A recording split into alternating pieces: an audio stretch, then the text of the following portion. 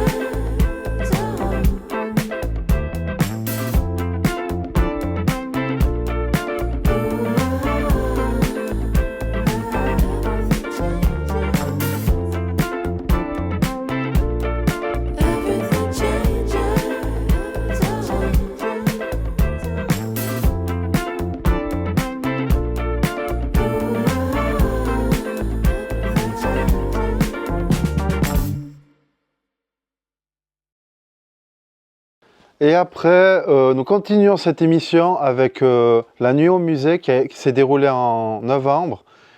Et il y a eu un peu la visite des stocks du musée, c'était très intéressant.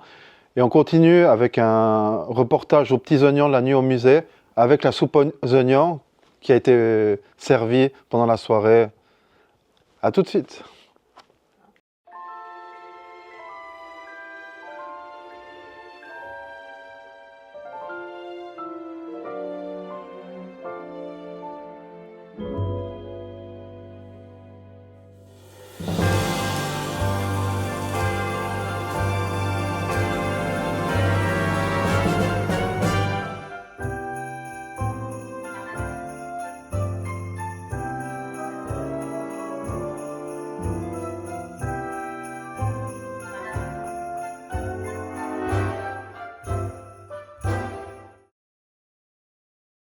Alors, merci d'être venu voir notre stock atelier.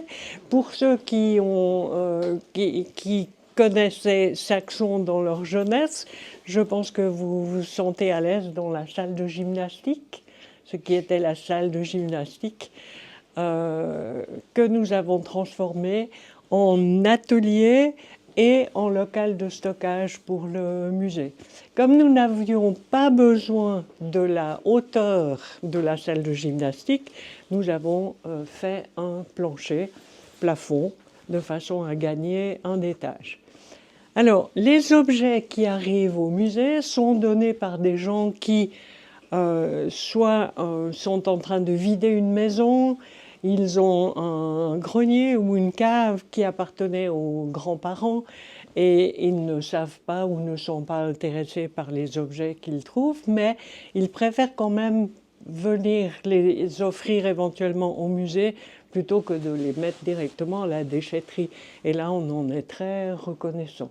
Donc les objets qui arrivent peuvent être dans un état très rouillé, très poussiéreux, même on a eu une hotte à fumier qui avait encore du fumier. Heureusement, il était bien sec, donc ça n'a pas posé de problème. Mais enfin, voilà. Alors, notre rôle, c'est quoi? C'est d'abord d'essayer de déterminer exactement le nom de cet objet, à quoi il servait, et d'en faire une description succincte. Certaines fois, évidemment, on ne connaît pas tous les domaines et il faut faire des recherches à ce moment-là. Nous avons la banque de données de l'AVM, c'est-à-dire l'Association valaisanne des musées cantonaux, qui nous permet d'accéder à la banque de données, et nous-mêmes, lorsque nous avons inventorié un objet, nous le déposons dans cette banque de données de façon à ce que tous les autres musées du canton puissent voir ce dont on dispose et qu'on puisse éventuellement faire des échanges ou des emprunts en fonction d'une exposition ou comme cela. Donc l'objet arrive, quand il arrive, il est, comme je vous ai dit, dans un état plus ou moins rouillé, plus ou moins... Alors la première chose qu'on fait, on va le laver et ensuite on va essayer de le remettre le plus en état possible et le décrire, le numéroter. Alors, on numérote à la plume tous les objets en bois et les objets en métal, encre de Chine blanche ou encre de Chine noire. Et autrement, sur tout ce qui est papier, c'est simplement le caran d'ache un peu gras, de façon à ce qu'on puisse éventuellement renouveler le numéro. Alors ceci se fait par une équipe de 5 à 6 personnes tous les mercredis matins à partir de 8h30 jusqu'à 11h30, mais avec la pause café à 10h quand même. Ce sont tous des bénévoles. Et donc cet objet, on va lui attribuer un numéro qu'on va mettre de façon manuscrite dans un cahier. Et l'objet, une fois qu'il a son numéro, il est photographié et puisqu'on a sa description, il ne restera plus qu'à lui trouver un emplacement pour qu'on puisse le retrouver. Alors, c'est ce que je fais avec une amie. Nous écrivons dans le cahier de façon à avoir une trace écrite et puis le reste va bien entendu être mis sur dans la banque de données cantonale et à ce moment-là, la chose est terminée. Puisque nous venons de professions différentes, puisque nous avons, par l'entremise des musées cantonaux, l'occasion de suivre des cours de formation, que ce soit pour l'entretien des objets ou pour quelle est la meilleure façon de les conserver. Alors, par exemple, nous avons reçu un classeur. Et dans ce classeur, vous avez des photos. Et ce sont les travaux du torrent pour ceux qui connaissent Saxon. Les travaux qui ont été faits, vous pouvez consulter. Les travaux qui ont été faits pour la construction, l'amélioration du torrent. Alors, c'est magnifique. Vous pouvez tout de suite voir de quoi il s'agit. En réalité, tout plastique n'est pas bon pour la conservation parce qu'il va émettre différents nocifs. Voilà. Donc, le plastique, à ce moment-là, il faudra donc, malheureusement, démonter complètement ce classeur, enlever tous les plastiques. Si vous avez des agrafes, vous devez les enlever parce que aussi le métal va rouiller et réagir à l'humidité ou à la sécheresse. Donc, tout ça. Alors ça, ce sont des cours de formation que nous suivons régulièrement. En principe, un cours au printemps, un cours en automne. Et puis... Pardon. Oui. Le matériel qui est photo, est-ce que vous le scannez? Alors, effectivement, après, tout est photographié. Donc, ou scanné en fonction de la grandeur de l'objet, etc. Donc, ici, vous avez tout simplement ceci, vous avez le numéro qui est là.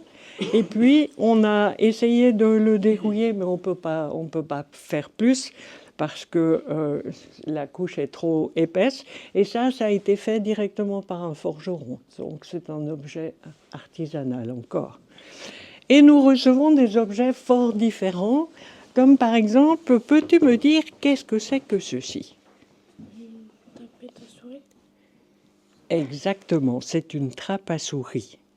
Donc, on va mettre à la pauvre petite souris, mais qui s'est invitée chez toi alors que tu lui as pas demandé de venir, et puis qui grignote tes biscuits du déjeuner, eh ben, on va l'attraper avec un petit bout de fromage. Et puis là, je vais pas arriver à la soulever parce que c'est un petit peu coincé. Voilà, par exemple, un objet qu'on reçoit. Alors, on regarde si on en a déjà 15. On va pas les regarder, sauf peut-être que la marque est différente. Et puis, il y a différentes grandeurs. Ici, par exemple, nous avons une lanterne. Vous savez que la mode des lanternes, c'est la période de Noël, c'est la période de Halloween, etc.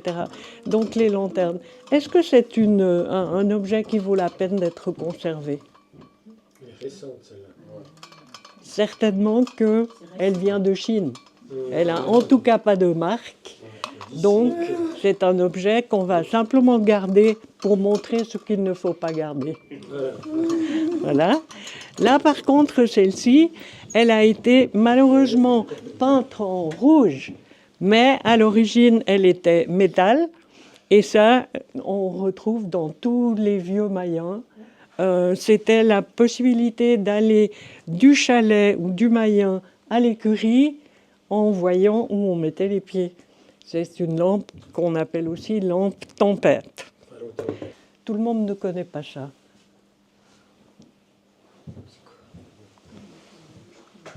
Un petit verre? Qu'est-ce qu'il a de spécial?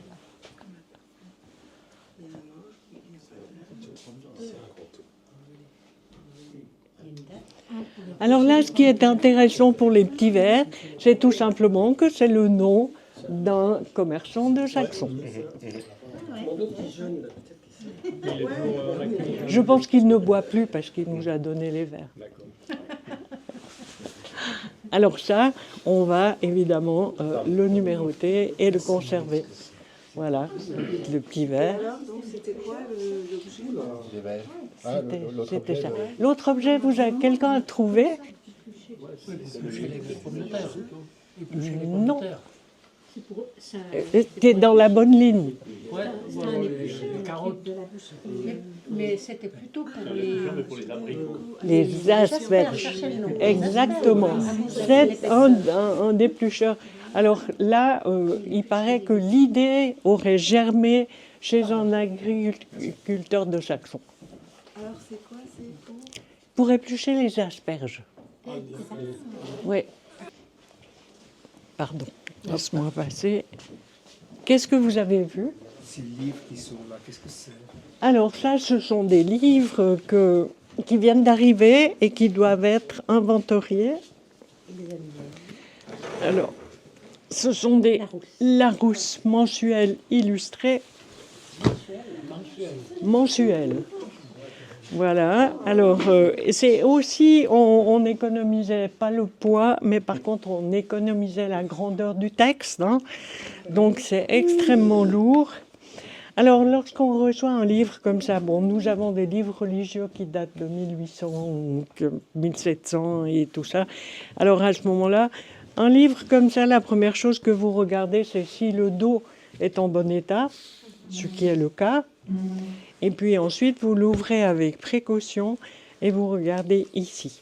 Très souvent, les livres sont abîmés et là, vous avez plein de poussière et ça peut être aussi des petites bestioles qui mangent le papier. Donc vous faites page après page. Avec un pinceau, vous enlevez la poussière.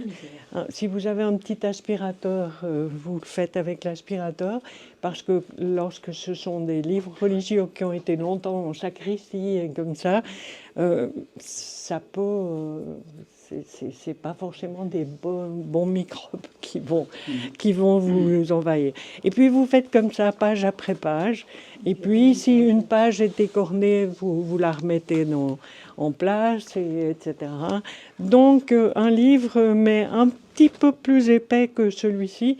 J'en ai un chez moi, parce que comme ça je peux travailler sur le balcon à l'air. Un livre comme ça prend 3 heures de temps pour faire page après page. Maintenant, s'il faut faire une véritable restauration, s'il suffit de recoller le dos ou comme ça je peux très bien le faire, de remettre une petite toile derrière aussi, mais si ça demande une restauration plus importante, à ce moment-là, on peut s'adresser au musée cantonaux qui, eux, ont des spécialistes qui vont le faire et qui vont décider de « Ah non, mais à l'évêché, on l'a déjà, donc c'est pas la peine ». Et voilà, pour les livres religieux. Maintenant, pour les livres scientifiques, c'est... voilà. Et pour les livres qui traitent de la Terre, c'est vrai que c'est intéressant de voir qu'est-ce qui se faisait autrefois, sûrement. Alors, tout à fait. Donc là, vous verrez en haut, nous avons une petite bibliothèque dans laquelle les livres que nous possédons commencent en 1850-60. Et on voit par exemple l'évolution du travail de l'agriculture, du travail pour la vigne, pour l'élevage, pour différentes choses. Et puis, comme au départ, il y avait quand même 2 hommes qui étaient Gaby Pillet et Monsieur de Régibus qui lui était agriculteur et spécialiste des rosiers, et qui était très intéressé par la conservation des anciens fruits, des poires et des choses comme ça. Donc ils avaient ce regard de comment étaient les choses et comment est-ce qu'elles évoluent. Et puis Gaby Pillet, lui, étant enseignant, il a eu le même regard sur la façon de développer l'enseignement scolaire. Alors nous avons toute une série de livres, aussi de cahiers, comment est-ce qu'on écrivait à l'époque et tout ça. Alors tout ça, nous le gardons en bibliothèque en haut. Et bien sûr, là aussi, comme en bibliothèque, vous avez tout simplement une nomenclature qui se retrouvera dans toutes les bibliothèques la même, la décimale universelle, ou bien pour les musées, c'est la même chose, mais c'est une autre nomenclature.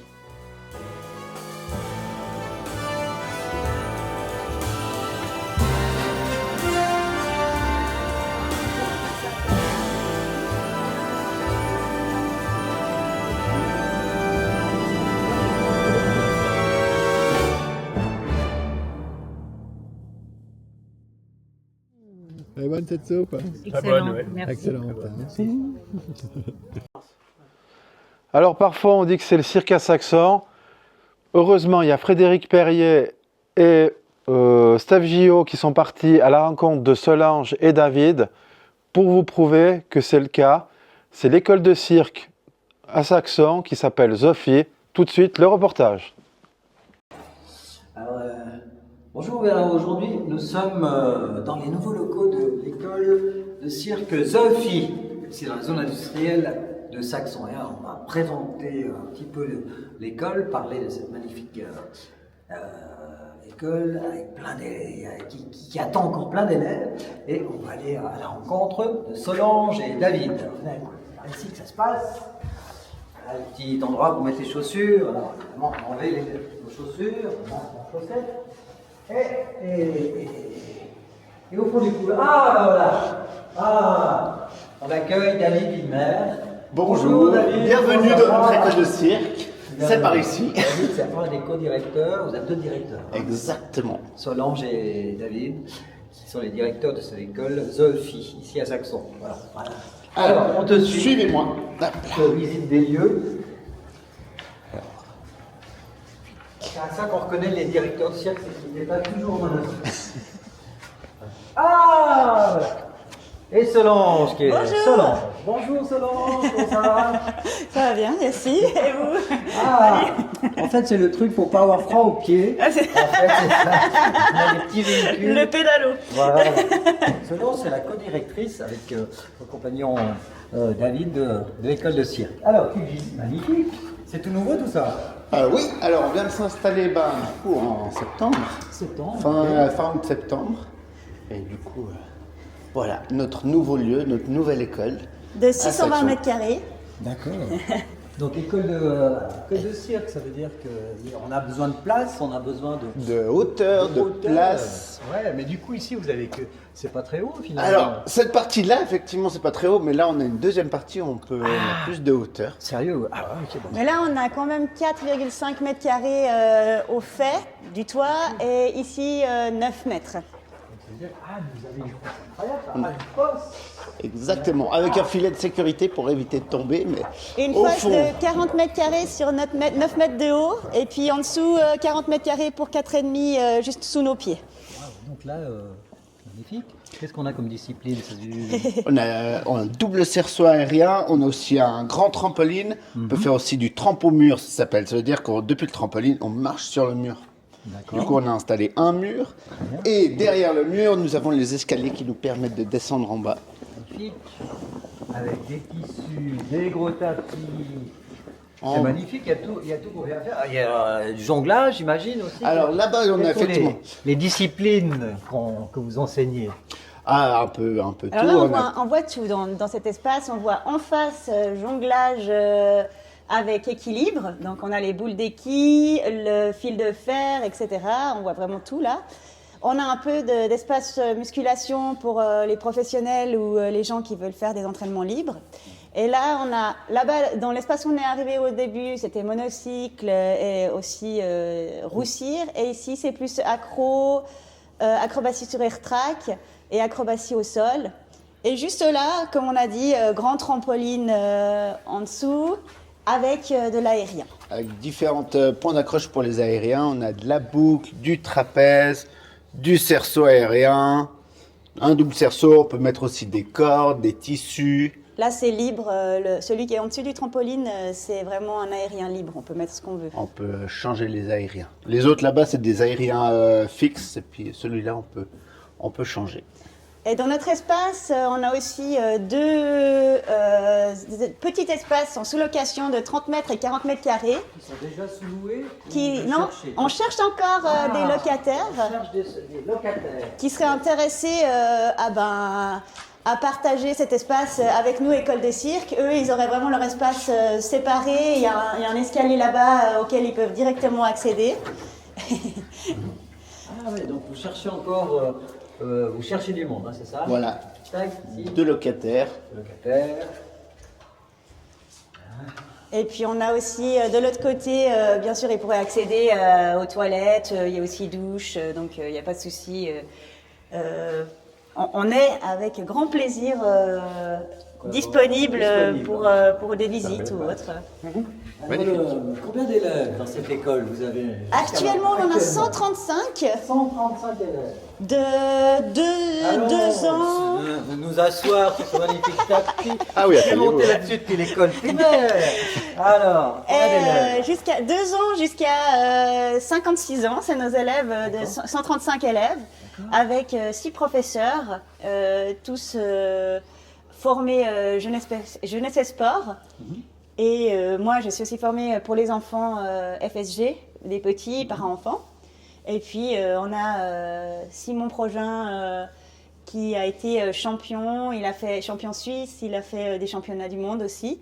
Donc il donne l'acrotrampo avec David qui est aussi acrobate et artiste cirque. Et puis on a nos professeurs d'aérien aussi qui donnent les aériens, 100% aériens dès 7 ans, junior aérien. Super. Et donc, vous êtes installé maintenant, vous êtes une école saxonnante, c'est ça qui est Maintenant, bien. oui. Ouais. Donc du coup, ça veut dire que vous cherchez aussi peut-être un spectacle où vous produire. Ça serait bien que vous produisiez avec vos élèves. Oui, alors cette année, on Vous avez va... déjà trouvé un endroit ou bien pas? Pas encore pour l'instant. Cette année, on va faire ici nos spectacles. Ça va être des petites démonstrations par les élèves directement pendant leur cours en fin d'année scolaire, mi-mai, je crois. Ça sera du 10 au 17 mai. Comme une journée porte ouverte. Oui, Exactement, là, ouais. avec plaisir, ceux qui ont envie de venir voir, ils sont vraiment les bienvenus.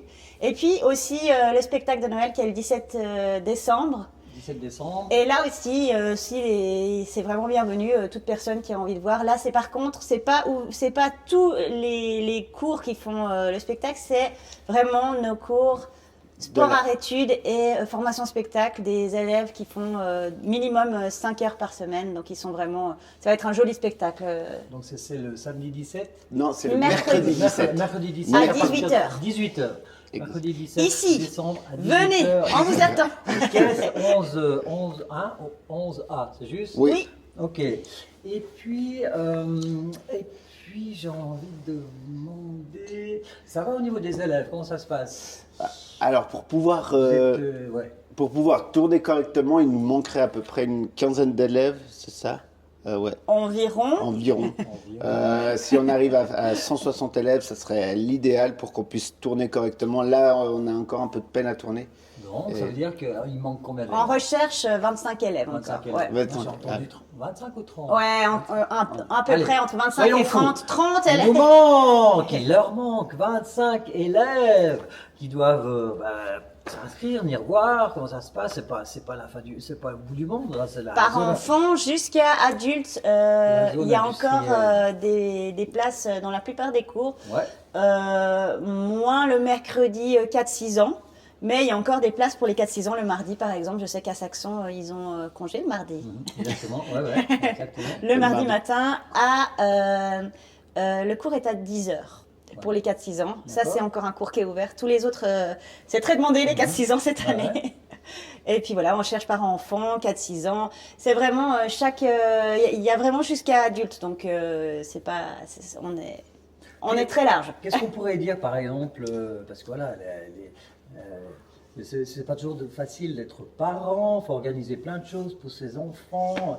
Qu'est-ce qu'on pourrait répondre à un parent qui dit ouais mais c'est un peu excentré, jamais il n'a pas la voiture. Alors, Comment mais est-ce que les parents volontiers, pourraient ouais. s'organiser pour que les élèves puissent venir, en tout cas pendant la période d'hiver, après l'été on peut venir à vélo et tout ça quoi. Mais- On se met volontiers en covoiturage, on les met On met en lien. volontiers les parents en contact pour Voilà. qu'ils puissent faire du covoiturage. Mais oui. Et vraiment, il y a des gens qui viennent depuis Crans-Montana jusqu'ici, donc il faut juste que dans le cours, il y ait la personne de Crans-Montana et après, hop, Ouais. ils se mettent en Si covoiturage. les gens il y a viennent pas de des souci. grands montaneurs, il n'y a pas de raison que les gens de Saxon ne viennent pas aussi quand même. Franchement, c'est vrai. Hop, depuis Grand Montana, on attrape les petits élèves saxonnants en cours de route et puis magnifique. Pour vous, le cirque, ça amène à quoi? C'est bon pour quoi? Déjà, c'est un bon mélange entre tout ce qui est art et sport. Du coup, ça apporte. Il y a le côté créatif aussi qui est beaucoup mis en avant. Du coup, il y a tout ce qui est. Ça demande quand même pas mal d'exigences sportives. On a besoin de muscles, on a besoin d'équilibre, on a besoin de développer son corps. Mais aussi, on peut créer des nouvelles figures. On peut aussi essayer de faire des nouvelles choses que personne n'a fait. Il y a plein de choses intéressantes. Ça demande des exigences sportives, mais on peut commencer à zéro. Il n'y a pas de souci de ne pas être sportif au début, parce qu'il y a aussi de la jonglerie, il y a l'équilibre. En fait, ce qui est chouette au sport, c'est vraiment très global, et c'est qu'il y a vraiment, on y trouve de tout. On peut vraiment avoir plus de feeling pour quelque chose Et nous, on propose des toutes disciplines, mais aussi des spécialisations. C'est-à-dire ceux qui ont envie de se spécialiser que en accro-trempeau parce qu'ils adorent ça, eh ben, ils peuvent le faire. C'est de 10 ans à 17 ans. Et puis junior aérien, ceux qui veulent faire de l'aérien parce qu'ils adorent être en haut et que c'est un peu plus classique, gracieux, mais que ça demande quand même du sport parce que il faut se tracter. Mais ça se fait petit à petit. Au début, on fait des figures faciles et de plus en plus, on devient de plus en plus fort. C'est comme un peu dans tous les sports. Mais voilà, donc effectivement, et le jonglage, pour les tout petits, par exemple, moi je donne aux petits, ça travaille beaucoup la motricité aussi des mains, la coordination, tout à fait, ouais. Donc ça apporte vraiment beaucoup de choses. On le voit, hein, moi je commence avec des tout petits qui au début courent partout, puis à la fin ils apprennent aussi à avoir un côté plus scolaire, à se mettre l'un après l'autre pour faire du trempeau ou autre. Donc oui, ils apprennent beaucoup de choses. La chronologie qu'apprend un élève, par exemple, donc ils apprennent les choses physiques. Et puis, parce qu'on a aussi l'image du cirque avec il y a des clowns, il y a des choses. Quand on approche un petit peu du spectacle, du jeu, comment ça se passe? Est-ce que ça se passe avec les tout petits ou plus les élèves grandissent, vieillissent aussi, prennent de l'âge, et ils peuvent être un peu intéressés à une espèce un petit peu un jeu ou je sais pas, parce que du coup, est-ce qu'il y a des clowns chez vous? Est-ce qu'il y aurait des petits clowns? Enfin, je sais pas. Il y a des petits clowns naturels, ça c'est sûr. On a toujours. Quand on entend parler du cirque, on a cette image. Ouais. On travaille toujours sur la créativité. Et nos petits, moi je fais pour les petits, on fait des chants à la fin, on fait des jeux où ils essayent de mimer des choses. Donc on n'est pas des profs. Le clown on le fait pas, mais par contre on travaille sur cet espace un peu plus théâtral et puis en même temps gestuel où ils se sentent un peu plus dans la création, quoi. Ça, c'est sûr, on le travaille, oui.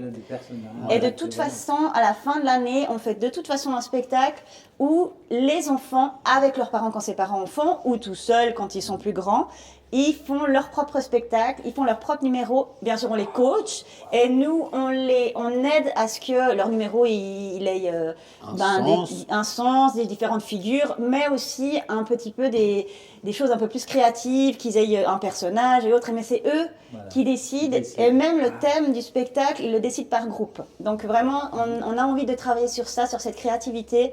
Et ce côté un petit peu ambiance familiale, même si on est 135, mais on est très proche de nos élèves, on a envie qu'ils se sentent ici, accompagnés, mais en même temps dans un lieu sécuritaire, parce que c'est très important, et à l'écoute avec les professeurs. Et puis, il y a pas mal de lieux de formation de cirque, en Valais. Là, il y en a à Gros, il y en a à Martigny, à Monté. Ici, chez vous, est-ce que vous avez, quelle est la philosophie de votre école? Alors, je pense que suivant les profs, voilà, ça suit dans une direction. Et vous, Solange et David, le cirque, votre école de cirque, c'est quoi sa philosophie? Nous, de base, on est la plus vieille école du Valais. Ça fait 25 ans maintenant. On a notre anniversaire de l'école. Elle a été créée même 26 bientôt. Enfin 26, parce qu'elle a été créée en 1999. Et puis, 2026, ce sera 27 ans. Du coup, même la plus vieille école, une des plus vieilles écoles de Suisse romande. Mais ce que nous, on apporte de différent, c'est qu'on n'est pas classique à tous faire au spectacle les mêmes gestes. C'est vraiment, c'est vraiment quelque chose qui nous tient à cœur. C'est cette créativité des élèves. Ouais. Du coup, c'est une école qui a été créée du coup par Sophie et Zygmunt. Et du coup, nous, on l'a reprise il y a 5 ans. Vous étiez élève, moi-même, j'étais élève là-bas. Moi aussi, mais David, il a fait vraiment la formation pour devenir professionnel. Exactement. Et moi, j'ai fait la formation loisir. Donc le but, c'est vraiment, effectivement, c'est laisser parler la créativité des élèves tout en leur apportant un côté technique qui peut même aller être assez pointu pour certaines disciplines comme tout ce qui est accro, trempeau. On arrive à aller à un niveau assez élevé tout en leur laissant aussi... Ou aérien. Voilà, aussi. ou aérien, ouais, Ouais, les effectivement. spécialisations, même quand on est en toute discipline, on a aussi actuellement un qui est en sport non, qui est en formation spectacle, qui fait du lancer de drapeau, et il est champion suisse du lancer de drapeau. Il est champion suisse de... Samael Djati, ouais. Ouais. Il est dans Et notre puis, il fait formation. aussi du ping-pong. D'accord. Il est aussi Très fort. bien Classé en ping-pong. bien ouais. classé en ping-pong. Oui, on a vraiment des élèves qui sont très créatifs, mais en même temps très forts dans leur discipline. Donc, on n'est pas obligé de faire du cirque pour être un acrobate. On peut aussi faire du cirque. Si on aime la gym ou si on aime l'acrobatie, on aime les aériens, on aime la grimpe. Le cirque, c'est vraiment hyper global. Donc, c'est quelque chose où on n'est pas obligé de faire qu'une seule chose. Si on fait toute discipline, on peut toucher à plein de choses et ça nous apporte énormément. Super. Bon, qu'est-ce qu'il faudrait rajouter sur cette école de cirque Zoophile? On va en mettre à toutes les informations. Solange, tu organises aussi des randonnées avec des enfants. Ah, c'est Oui. quoi cette chose? Alors moi, je suis accompagnatrice en montagne aspirante pour le brevet fédéral et je propose des accompagnations pour les écoles ou pour les privés avec du cirque ou sans cirque. On a déjà travaillé ici en Valais avec le Val d'Airain, enfin Eremance. Donc c'est une balade en forêt. Comment ça se Alors passe? ça dépend des besoins des professeurs. S'ils veulent rester autour de chez eux, on peut travailler par exemple ici autour de Saxon, on pourrait travailler autour de l'abricot bien sûr. À la saison de l'abricot. Oui, à la saison de l'abricot. Et puis, alors pas forcément, on n'est pas forcément obligé d'aller en forêt. Et après, je peux créer la randonnée en fonction des besoins des professeurs. Bon, ça va, Voilà. ouais. Et puis intégrer du cirque dedans, faire une sorte de rando cirque. Ça, on le propose avec plaisir. Et puis à discuter avec les professeurs, les directeurs. On est Ou toujours, sans cirque aussi. on est là pour en discuter. Bon, super. Alors, je pense qu'il faut venir poser des questions, venir voir, dire bonjour à Solange puis David. N'hésitez pas à appeler. Encore 30. On cherche encore 30 élèves. On va trouver. Prochaine. Avec le cirque, qu'est-ce que ça amène en plus pour ces jeunes? Non seulement on fait du sport, on entretient son corps, on apprend des choses. Oui, alors il y a un côté vraiment sportif où on court, on fait des acrobaties et tout ça, mais il y a aussi beaucoup d'amusement, on a plein de disciplines différentes, du coup on voit vraiment plein de choses différentes. Je pense pas qu'on puisse vraiment s'ennuyer en cirque, il y a vraiment plein de... Le cirque, c'est pas que du sport, c'est vraiment aussi de la jonglerie. On n'est pas obligé d'être fort en sport, ça c'est vraiment quelque chose d'important. Bien sûr, si on est fort en sport, on peut développer et puis avoir envie d'aller plus loin. Et puis si on n'a pas trop envie de faire du sport, on propose nous de toute façon des jeux au début à chaque fois. Et puis ensuite, on a aussi tout ce qui est jonglerie, équilibre, tout ça. C'est quand même l'équilibre, ça quand même demande une tenue du corps, mais c'est peut-être un peu moins dans ce côté cardio ou musculaire qu'on pourrait se dire j'ai pas envie de faire de la gym, mais là on a vraiment un peu de tout dans nos cours qui sont ouverts toute l'année. On peut rentrer vraiment que ça soit Commencer les cours en août, fin août on commence et puis jusqu'à fin juin. Et après on fait des stages en été et à Pâques aussi. Et puis c'est comme toute discipline un petit peu qui rejoint un peu la culture, c'est que tout d'un coup, on peut avoir envie de faire du cirque, mais pas forcément devenir circassien professionnel. Non, bien sûr. Mais ça amène, comme peut-être le théâtre, on n'est pas forcément obligé de vouloir faire des spectacles, mais ça nous aide à nous exprimer, à avoir une confiance en soi. Et puis voilà, le groupe aussi, d'être en lien avec les autres, si peut-être on est un petit peu renfermé. Voilà, c'est toutes ces disciplines, des activités qui font que on n'est pas obligé d'aller au sommet du chapiteau, mais ça peut nous amener quelque chose pour notre existence. Nous, c'est très important pour nous qu'on ne travaille pas sur la compétition. Bien sûr, après, si l'élève il a envie de donner le plus fort de lui et puis d'aller dans des choses plus développées au niveau compétition, il peut. Mais de toute façon, le cirque, on n'est pas dans la compétition, on est plus dans le groupe et dans l'envie de travailler ensemble et de travailler pour déjà se sentir bien et se sentir bien avec les autres aussi. Waouh, ça c'est une belle maxime. Non, mais c'est vrai. Mais Alors, si on a envie d'être professionnel, il y a aussi... Voilà. Vous connaissez, vous avez de toute façon vous aussi les contacts, les liens, le réseau qui fait que Oui, les oui. élèves tout d'un coup, ils peuvent De chez nous, voilà, il y a à peu partir, près 90 personnes, 90 élèves qui sont sortis et qui ont fait professionnel, qui sont après partis plus loin. Donc il y a oui, aussi cette possibilité, mais voilà. Après chacun fait comment il se ressent avec, bien sûr. avec voilà. Ça peut être juste des cours ou aller plus loin. Bien sûr, ça c'est. Bon, Steve, alors en C'est selon. jonglage, On y va? Un jonglage? Un petit cours de jonglage. Alors, merci beaucoup, Avec Solange. Avec plaisir. Merci, David. Merci. Voilà. Bon, on va y aller, Steve. Petite couplette. Merci. Hein. Là, c'est exprès pour les couplettes, on l'a mis en place. Merci beaucoup. Alors, à bientôt. À bientôt. Bien, et puis, Merci. on s'est joué de venir vous voir. Donc, c'est fini. Petit moment musical maintenant avec Ambroisie qui a émerveillé son public à l'espace Consonance.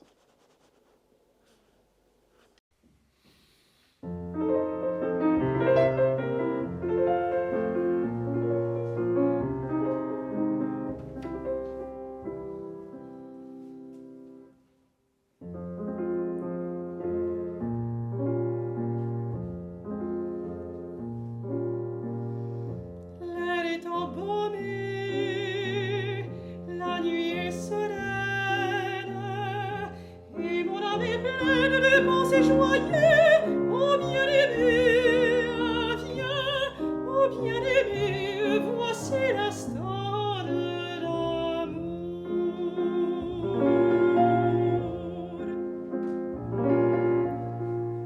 Dans les bois profonds, où les fleurs s'endorment,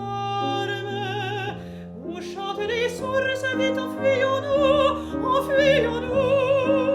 Voilà le éclair nous sourit dans le ciel.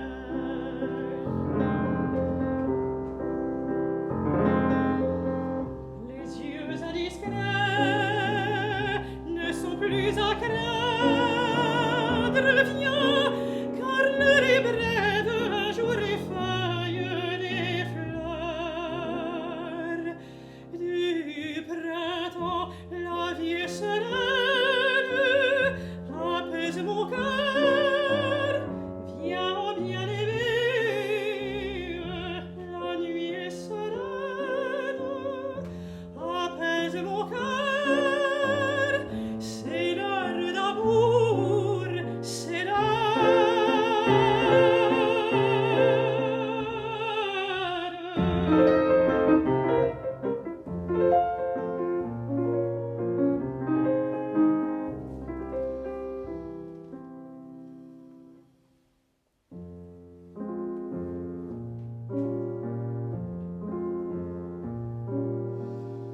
Dans le sombre azur, les blondes étoiles écartent leur voile pour te voir passer. Oh bien-aimé, viens, oh bien-aimé, voici l'instant de l'amour.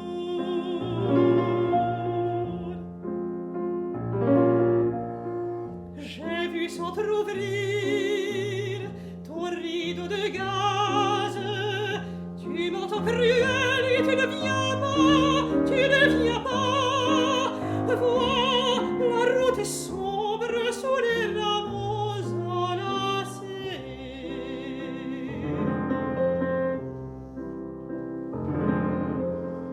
Cueillons leur splendeur et tes jeunes années.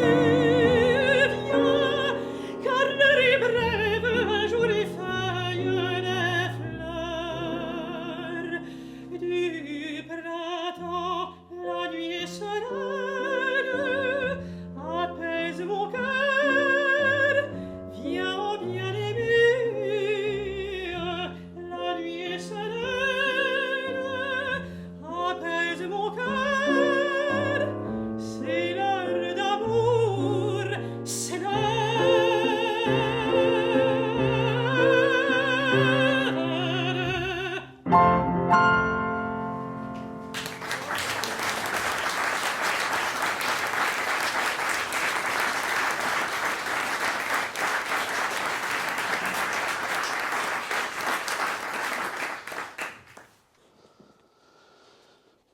Alors, quelle belle voix que nous avons entendue précédemment avec Ambroisine. Et nous allons continuer à l'espace consonance avec Lionel Monet, qui a invité plusieurs de ses amis, dont Ophélie Gaillard, qui est reconnue internationalement et qui est originaire de cette commune. Alors, je vous conseille d'aller sur le site de Télésaxon pour voir un peu le programme de l'espace consonance et ce qui se passe dans la commune. Je vous souhaite de belles fêtes de Noël. Ne vous privez pas, mais mangez pas trop quand même, parce que c'est difficile à digérer dans ce gel. Alors, je vous souhaite une bonne soirée, de bonnes fêtes de Noël, un bon nouvel an, mais aussi, n'oubliez pas, en février, il y a Perfect qui est diffusé, ce sera une superbe émission. Et je vous dis ciao, à la royure.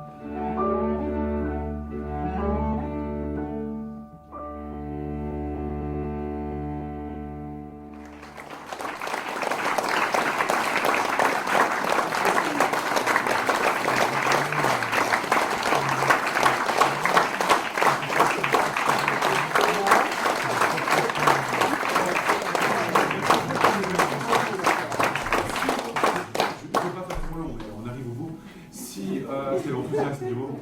Si vous aimez Cazzola, le Fuego Quintet, on reviendra l'année prochaine. Girolamo sera là, Ina sera là. Les autres, malheureusement pas, mais il faut intégrer au groupe. C'est pas l'idée. Hein. Non, mais moi, je viens pour autre chose. Attends, mais je sais, mais dans le groupe. Et ensuite, on aura une chance pas possible d'avoir Ophélie qui nous fera des suites de Bach avec mon collègue du trio Nota Bene, le fameux violoncelliste Xavier Pignat, qui est co-soliste à l'Opéra de Zurich. Et puis, ils vont se partager les suites de Bach. Génial le projet. Et puis on n'en a pas discuté, mais certainement qu'il y aura quelque chose en petit en commun, quelque chose comme ça. Les deux violoncellistes ensemble, c'est rare que ça finisse pas avec un duo. On est d'accord. Ou peut-être.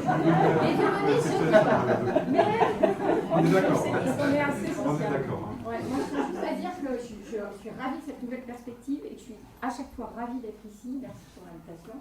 Parce que, comme certains d'entre vous le savent peut-être, toute la famille de mon père est de Saxon. Mes grands-parents sont juste au-dessus. Et donc c'est toujours un grand moment d'émotion pour moi d'être ici et je trouve que c'est incroyable de faire vivre cet endroit. Bravo. Merci mille fois. Et puis j'allais juste dire qu'en Ophélie, on l'entend à la télévision, on l'entend, elle joue à Paris, elle joue un peu partout. C'est une fierté aussi pour nous de t'avoir et puis partager ces émotions, c'est incroyable. En tout cas, mille merci et à vous tous, vous êtes fantastiques. Merci.